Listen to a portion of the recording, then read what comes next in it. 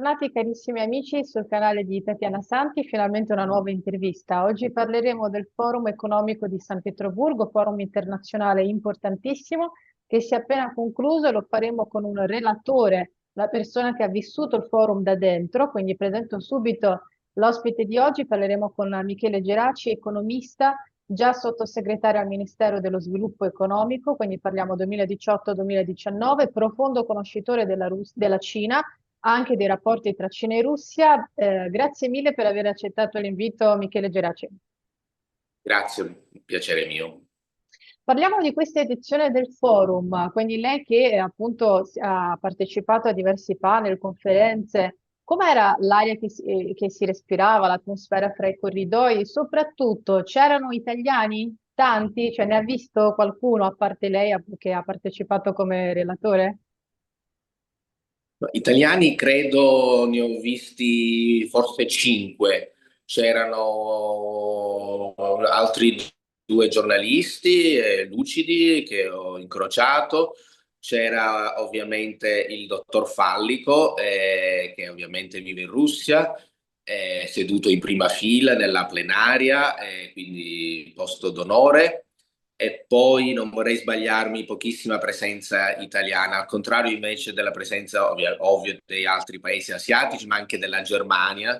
C'era un forum, un subforum dedicato proprio a Russia e Germania, e questo è indicativo. Avete sicuramente visto la presenza anche di una decina di americani, quindi un forum secondo me migliore di quello dell'anno scorso dove ero anche stato, con due così commenti iniziali che posso fare. Il rafforzamento dell'idea che la Russia continua comunque a fare business con gli altri 150 paesi del mondo che non hanno aderito alle sanzioni europee. Anzi, grazie, forse a causa di queste sanzioni, si è rafforzata proprio la presenza di paesi come Arabia Saudita, India ed altri paesi dell'Asia centrale anche a questo forum. Quindi questo forum, e pian piano vediamo qualche europeo che comincia a capire che bisogna fare gli interessi dei propri paesi, non gli interessi di altri paesi. Quindi rispetto all'anno scorso devo dire un miglioramento nella qualità anche dei dibattiti, nella presenza, e l'atmosfera era completamente diciamo cordiale, molto positiva, con tanti eventi anche fuori dal forum. C'è stato il concerto di Gergiev, che ovviamente da noi per quale stranissimo motivo non si può fare, e invece ovviamente è qui a San Pietroburgo, sì. Quindi devo dire ok, e invito anche gli altri italiani ad andare, perché anche quelli che sono in disaccordo con alcune politiche della Russia, andare non significa sostenere, significa andare a capire e informarsi. Esattamente. Devo dire che io sono rimasta colpita leggendo il programma, vedendo la partecipazione della Germania, come ha sottolineato benissimo lei, sarebbe un primo timido ritorno di alcune delegazioni ufficiali dall'Europa, dall'Unione Europea. Però quello che appunto ci tengo a rimarcare è che l'Italia, quindi a livello almeno ufficiale, di delegazione, era totalmente assente, come assente da tutti i consessi internazionali che riguardano l'Asia, che riguardano i BRICS. Quindi quanto questo è grave per l'economia del paese, del sistema Italia, essere sempre, cioè essere, scusa, non partecipare di propria iniziativa a queste importanti piattaforme internazionali come quella di Pietroburgo.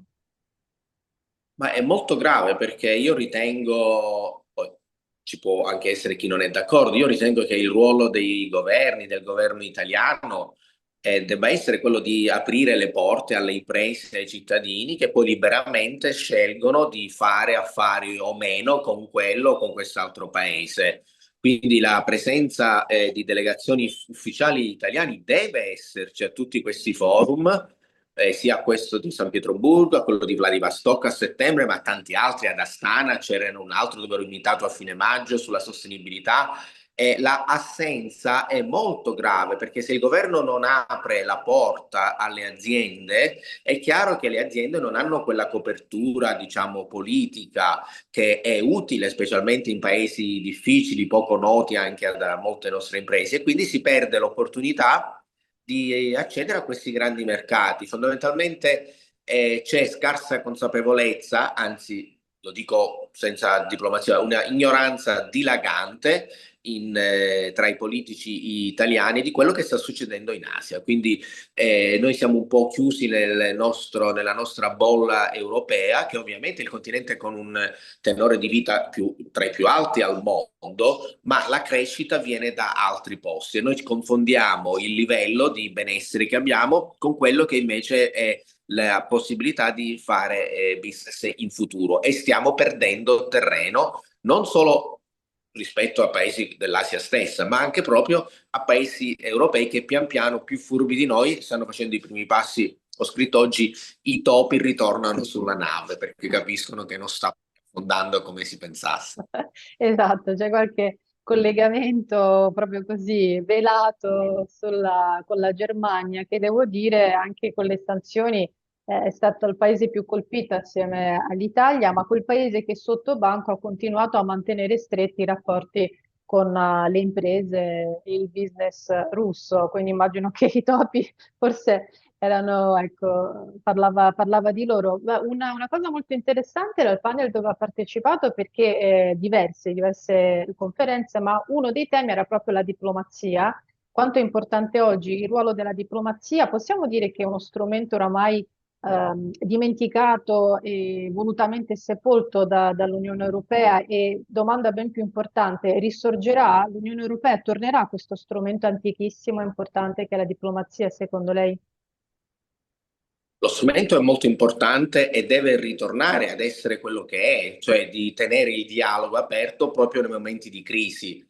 Quello che ha fatto il governo italiano, il nostro ministro degli esteri italiani, tutti i ministri degli esteri dell'Unione Europea e ovviamente Kaja Kallas, è fondamentalmente implicitamente dichiarare che il loro ruolo è completamente inutile, perché se si parla solo tra di noi, diciamo tra i paesi del G7, e invece si bloccano i contatti con i paesi che la pensano diversamente, i paesi con cui magari abbiamo delle tensioni geopolitiche, come potrebbe essere anche quello della Russia, anche se ovviamente la Russia a noi non ha fatto nulla, quindi anche questa tensione tra Russia e Italia è immaginaria, ma comunque i nostri diplomatici stanno fondamentalmente dicendo che loro sono inutili, cioè che è inutile parlarsi tra amici, bisogna parlarsi con i nemici o presunti tali o con quelli con cui si hanno difficoltà. Quindi è assolutamente importante invece riportare la diplomazia a fare quello che deve fare, cioè costruire ponti laddove sono stati temporaneamente interrotti. Quindi questo è un po' l'auspicio, tuttavia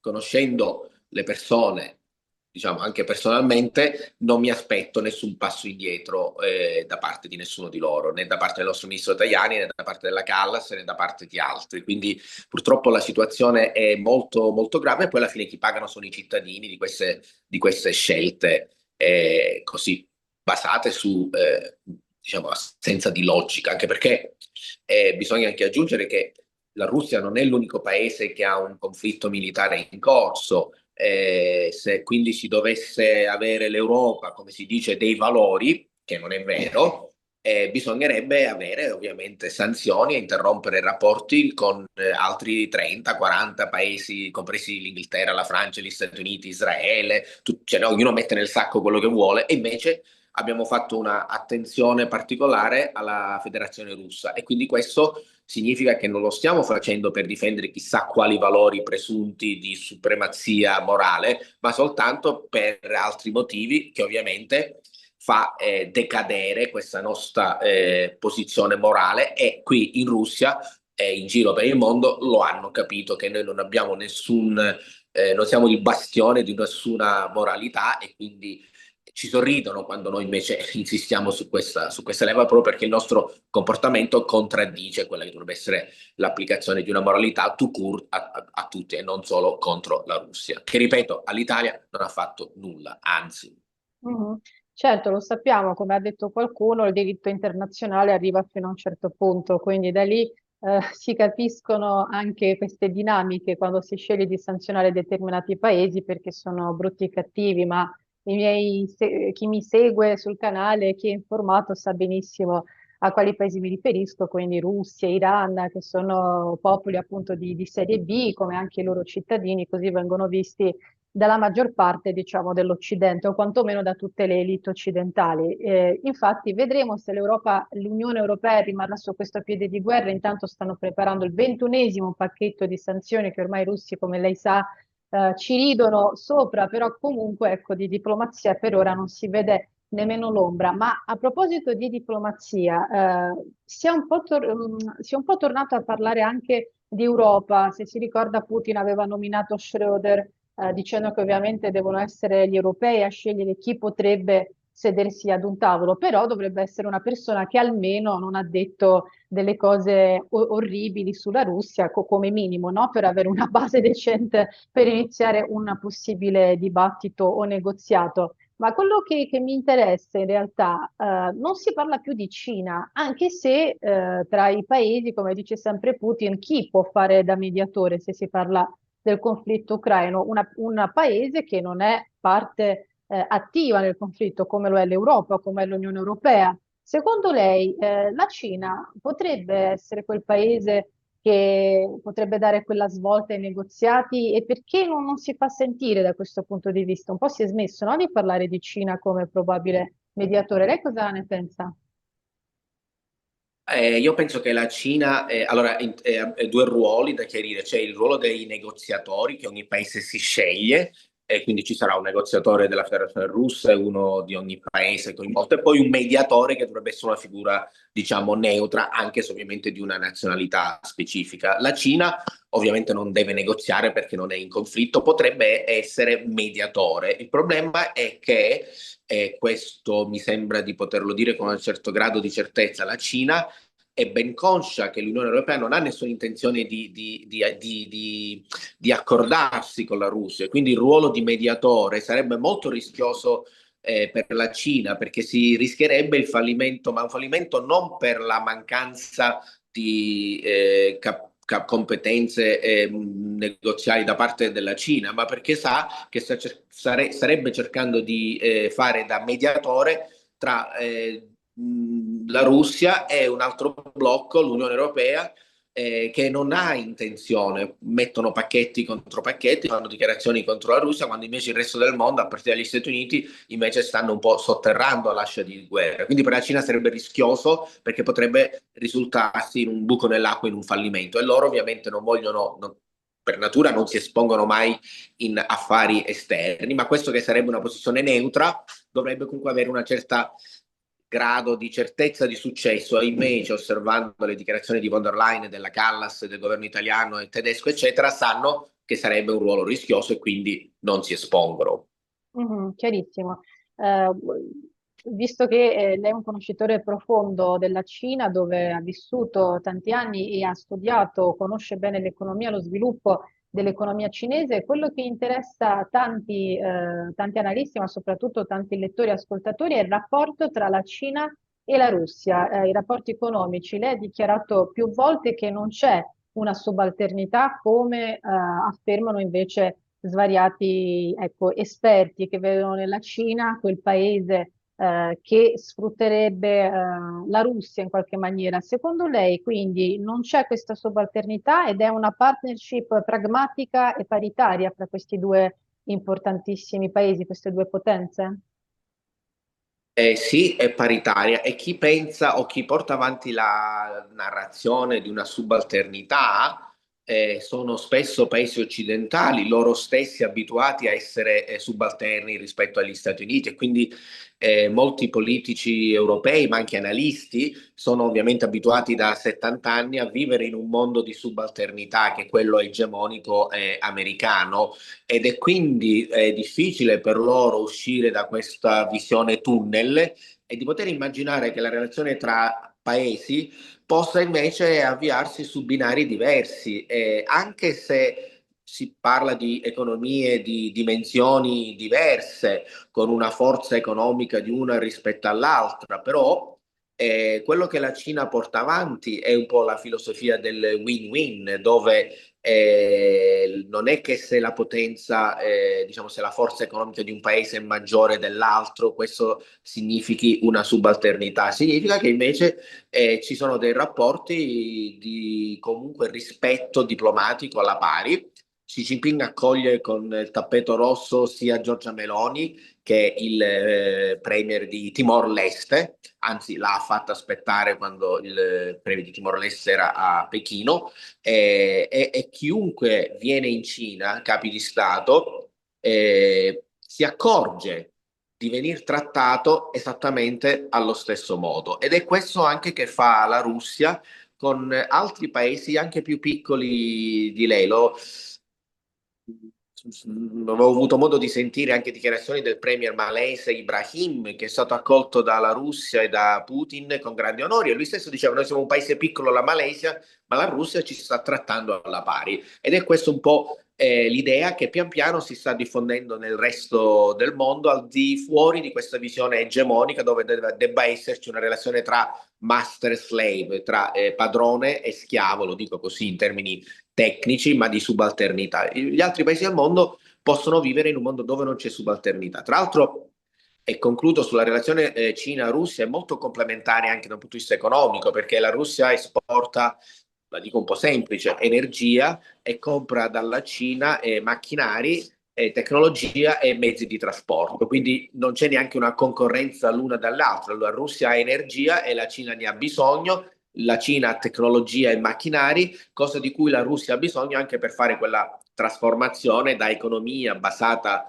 su fossili, su energia, a un'evoluzione che sarà comunque complessa, perché le sfide ci sono quando si trasformano le economie. Comunque il tentativo e la direzione, la visione del presidente Putin è quella di trasformare la Russia verso un'economia sempre più avanzata su produzione manifatturiera in vari settori. E in questo la Cina ovviamente è il partner complementare. Che poi in Russia siano 150 milioni e in Cina 10 volte di più, e l'economia della Russia è 2.000 miliardi, 2004, e quella della Cina quasi 20, questo non cambia niente, perché alla fine sono le aziende che commerciano l'uno con gli altri, non tanto i paesi. Mhm. Tra l'altro, sempre più energie, più risorse energetiche russe fluiranno, andranno verso la Cina. Abbiamo visto contratti veramente esorbitanti. Quindi, insomma, il gas che una volta andava verso l'Europa a bassissimo prezzo, adesso ha preso, diciamo, un'altra via, un'altra rotta, ovviamente per motivi naturali, logici. Lei parlava appunto di questo rapporto paritario, un po' alla base anche dei BRICS e i rapporti che si hanno, che intercorrono tra i membri BRICS. BRICS che erano al centro ovviamente anche del forum economico di Pietroburgo. Ma professore, qual è il loro peso reale dei BRICS nell'economia mondiale e nella finanza oggi? Perché ovviamente è un'alleanza che si sta formando, quindi ci vuole del tempo ovviamente perché si assesti a livello finanziario, economico, si parla tanto anche di scambi in valute nazionali. Quindi qual è lo stato di salute dei BRICS ad oggi da un punto di vista ecco, economico? Lei come lo vede? Peso reale? Io penso che il ruolo importante, intanto i BRICS sono un'associazione che non contiene obblighi, quindi non è come la NATO, l'Unione Europea, che bisogna scambiarsi per forza merci a zero dazi, mercato unico, assistenza militare. Non è nulla di tutto questo. È una piattaforma un po' come la Via della Seta, dove chi vuole partecipa e diciamo condivide una certa filosofia, una certa visione. La visione che condividono i paesi BRICS è quella di una, lo dico un po' così enfaticamente, diciamo rivalsa amichevole nei confronti dell'Occidente, perché sono tutti paesi dall'India alla Russia, alla Cina, al Sudafrica, in vari momenti della loro storia e per vari motivi sono comunque hanno dovuto sottostare a diciamo, a delle invasioni parziali o no, coloniali o meno, tentativi di invasione come nel caso della Russia, che loro ovviamente non dimenticano, quella della Germania, e quindi e sono nazioni.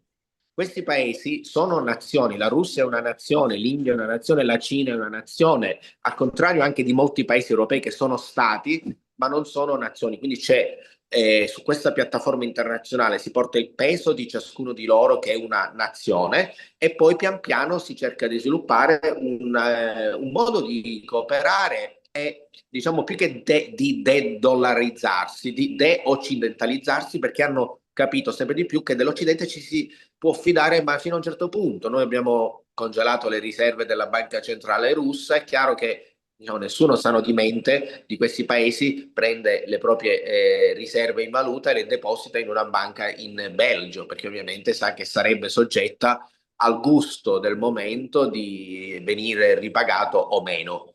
E si parla anche di scambi nelle valute locali. La creazione di una moneta alternativa al dollaro ancora è molto difficile e comunque non sarebbe neanche nell'interesse dei paesi BRICS creare una moneta comune perché si incarterebbero in un sistema a cambio fisso un po' diciamo, disastroso come quello dell'euro, quindi è ovvio che non potranno avere una moneta BRICS perché invece devono avere ognuno di loro la loro flessibilità monetaria, sia per quanto riguarda il cambio, sia per quanto riguarda la curva dei tassi. Quindi è impensabile che ci sia un tasso di interesse unico per Sudafrica, Russia, Cina, eccetera. Quindi anche qui il bello dei BRICS è che è una cooperazione appunto senza obblighi e si condivide questa visione filosofica, si cerca di cooperare, ci si dà una mano, ma non è una alleanza militare o economica in senso stretto. Mhm. Ultimissima domanda che già le ho rubato un sacco di tempo. L'Italia come vivrà e come si posizionerà in questo mondo multipolare dove lei appunto non è presente perché si è chiusa alla Cina, come sappiamo, la via della seta, dopo tutte come dire, le aspettative ottimistiche che c'erano anche in Italia per questo bellissimo progetto molto proficuo, quindi ha chiuso le porte alla Cina, ha chiuso le porte alla Russia, al suo gas, al business e a questo interscambio che era veramente altissimo. Parlo un po' di tutta l'Unione Europea, però ovviamente al nostro pubblico interessa più il popolo italiano, lo Stato, l'Italia, quindi. E come si muoverà nel mondo multipolare visto che ha chiuso le porte a questo mondo? Cioè sarà presente, ci sarà un mondo a due velocità, ci sarà un mondo multipolare che si svilupperà secondo queste nuove regole e quello eurocentrico vecchio, il vecchio mondo. Quindi come interagiranno fra di loro? E l'Italia ne farà parte un giorno di questo mondo, secondo lei, o non accadrà presto? Allora, con questa situazione che abbiamo in Italia, con il governo attuale, ma anche se ce ne fossero altri, perché più o meno sono tutti uguali, l'Italia sarà completamente irrilevante e continuerà il suo declino nell'irrilevanza internazionale. Questo però lo dico a livello di governo, cioè il governo italiano è visto come una non entità in un certo senso, come quello dell'Unione Europea. L'invito che faccio invece alle aziende italiane e agli italiani è, se mi permette, prendere le distanze, come faccio io, infischiarsene da quello che dice il governo italiano e portare avanti le proprie iniziative negli interessi, se un individuo, personali, se un'azienda, dei propri impiegati, dei propri azionisti. Così si porta avanti, si ricostruisce un rapporto tra people to people, quindi persone con persone a vari livelli della società, studenti, professori, individui, turismo e aziende che fanno business l'una con le altre senza avere il peso della relazione, diciamo, tra governi che in questo momento, vista la posizione dell'Italia, le danneggia. Quindi qualsiasi impresa che avesse interesse veramente a fare business dovrebbe prendere le distanze dal governo italiano, dal governo UE, andare immediatamente in Russia, riaprire i contatti e farsi vedere che diciamo, non avendo lasciato troppo amaro in bocca, come ha detto il presidente Putin qualche giorno fa, è una via che porta a un benessere economico, sia per gli individui che vogliono fare affari, sia per le aziende. Quindi questo è il mio consiglio, prendere le distanze dai governi che creano problemi e andare avanti per la propria strada. Non è ideale, perché sarebbe meglio in questi mercati difficili della Russia, dell'Asia, avere la protezione del governo, ma visto che non c'è e non si avrà, uno fa buon viso a cattiva sorte e fa quel che può da solo. Un po' Esattamente, un po' come faccio io da piccolo, che ovviamente prendo le distanze dal governo e vado in giro, vado ai forum, frequento, dovevo essere ad Astana 2 settimane fa, sono stato a San Pietroburgo e porto avanti il mio lavoro da professore andando proprio a studiare e non sto qui ad aspettare diciamo, una copertura o una presenza di una delegazione italiana con cui coordinarmi perché so che diciamo, essere associato a loro sarebbe un danno per me, quindi io preferisco venire da solo qua in Russia, come in Cina. Capito, capito. Quindi dice, la via d'uscita è prendere il nostro destino in mano, cioè le persone, gli italiani o altre persone fisiche europee dovrebbero cercare di agire da soli, proprio perché il governo è totalmente assente in queste dinamiche geopolitiche. L'unico problema è che ci mettono i paletti fra le ruote, c'è da dire, no? Perché per il turismo è molto più difficoltoso, non ci sono voli diretti, lei lo sa in prima persona. Spesso rilasciare i visti ai russi è diventato un problema e la von der Leyen come la Callas sperano in tutti i modi di magari vietare anche il rilascio magari dei visti Schengen ai cittadini russi. Quindi diciamo che sì, ognuno di noi dovrebbe cercare di sopravvivere in qualche modo, ma spesso ce lo impediscono. C'è anche da dire questo secondo me. E l'informazione in questo è un altro grande ostacolo. Il giornalismo che dovrebbe spiegare la realtà, gli equilibri geopolitici, informare le persone cosa fa, anche quello invece rema contro le persone e sul forum l'unica cosa che ha detto, hanno parlato del suo beige quando in realtà non hanno detto cose fondamentali su questo forum. Quindi il giornalismo di oggi in Italia è questo. Adesso non parlo di tutta l'Europa perché non lo so, parlo per ciò che vedo e leggo. È veramente vergognoso perché si occupa di un beige, mentre di cose veramente importanti non ha detto assolutamente niente. Quindi, professore, grazie mille per l'intervista. Cercheremo di seguire questo consiglio, quello che faccio io nel campo dell'informazione, però effettivamente se il governo non c'è, dobbiamo fare qualcosa noi. Questo è un po' il messaggio, giusto? Esattamente, nelle difficoltà che lei ha descritto, finché la situazione migliori. Certo, grazie mille, siamo stati con Michele Geraci, grazie infinite e speriamo di averla di nuovo sul canale proprio per affrontare temi importantissimi come la geopolitica, l'economia, Cina, mondo multipolare, quindi qualcosa di cui nessuno parla e nessuno spiega nulla. Grazie ancora una volta a Michele Geraci, grazie mille. Grazie a lei.